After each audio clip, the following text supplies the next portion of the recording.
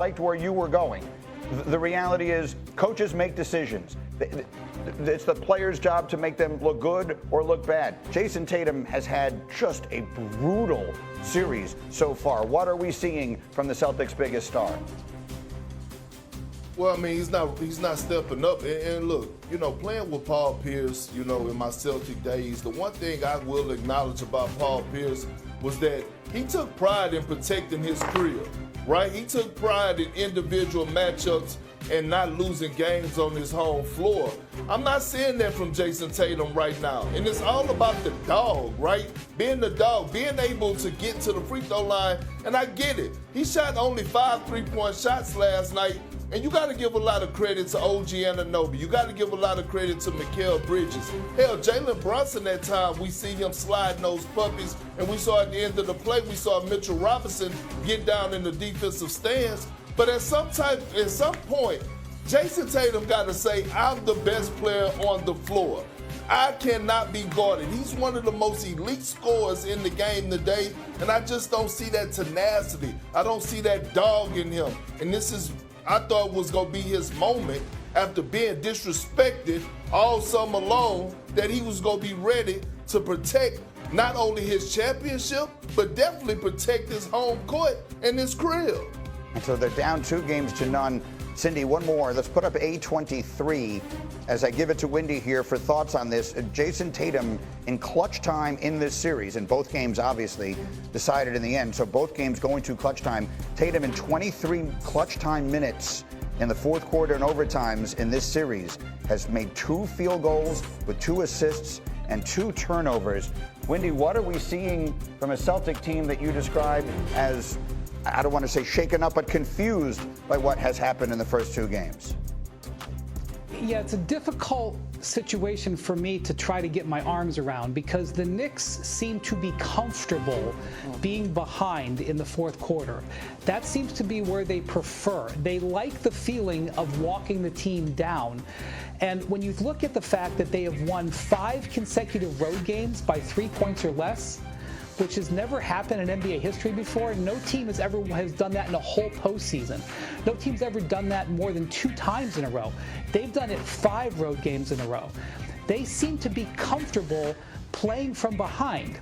And that is an unusual thing for me to understand. And the Celtics seem to play tight. You would think being up 20 at home, that's when things get rolling. But they seem to tighten up.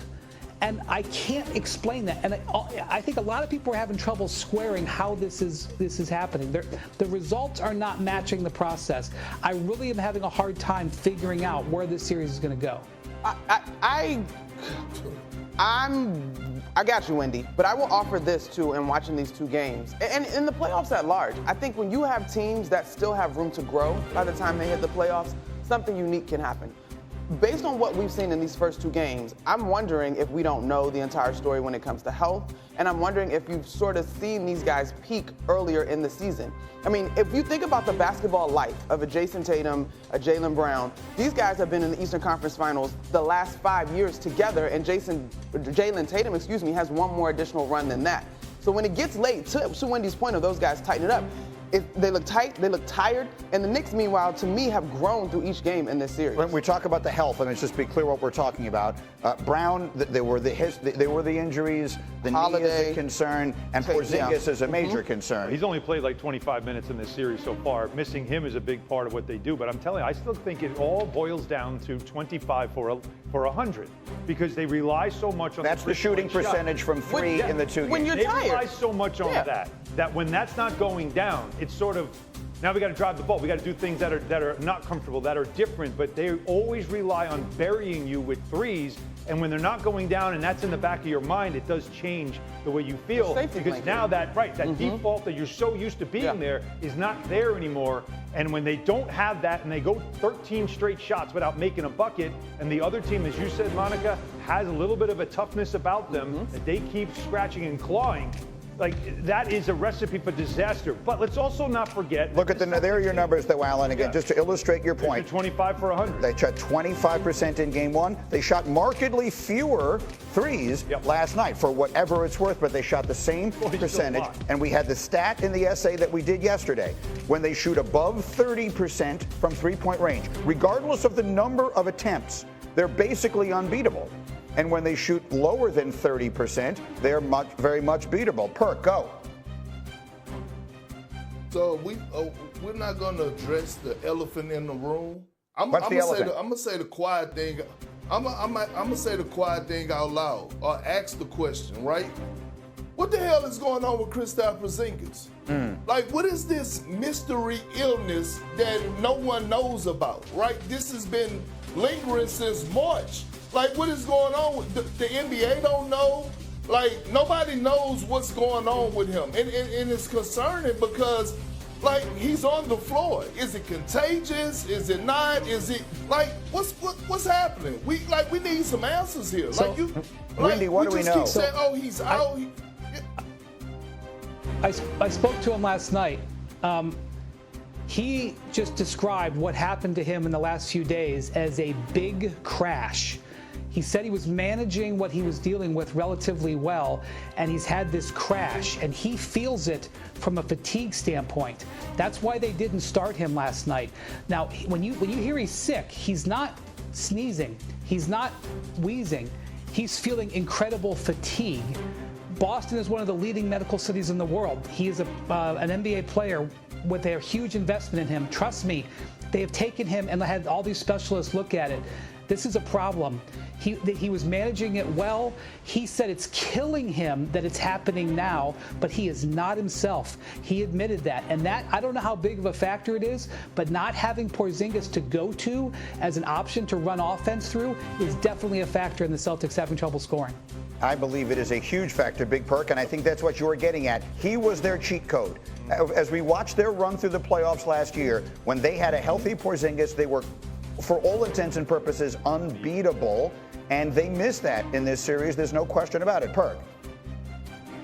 I mean, look, last year, it wasn't Jokic, it wasn't Embiid. He was the best post-up guy in the league last year. He led the league in the post-ups, right? When they ran high pick and rolls with him and they got the switches, they threw it down to him on the low block or at the nail, and he was able to take advantage of it. The Celtics don't win the NBA championship without Kristaps Porzingis. He was the one that gave them the separation in the NBA Finals against the Dallas Mavericks on both ends of the floor. So I'm not throwing shade or going at him. I'm just trying to understand what is going on. You know, what is happening with him? Nobody is saying nothing. It's just a big mystery, and I think we all deserve answers. Yeah, I think the part of it that is confusing or frustrating or confounding or whatever word you want to use is that I don't think they have answers, and that's the problem. So let me show you something very unusual. A27, so here's the poll. I want to set it up by telling you that the Celtics, who opened up the series minus 900 favorites to win, are now the underdog in this series. Okay, the Knicks are favored at minus 115. The Celtics, however, all these from ESPN Bet. The Celtics remain the favorites in the East.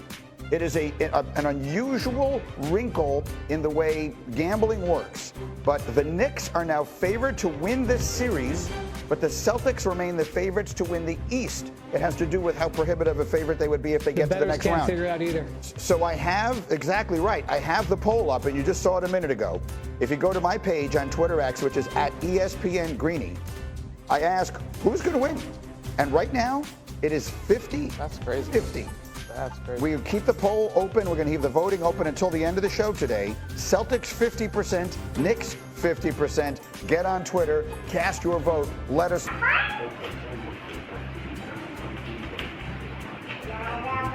Xin chào bạn ạ. Ngày hôm nay mình sẽ hướng dẫn các bạn làm cây kem nha. Bây giờ mình sẽ làm điện thoại.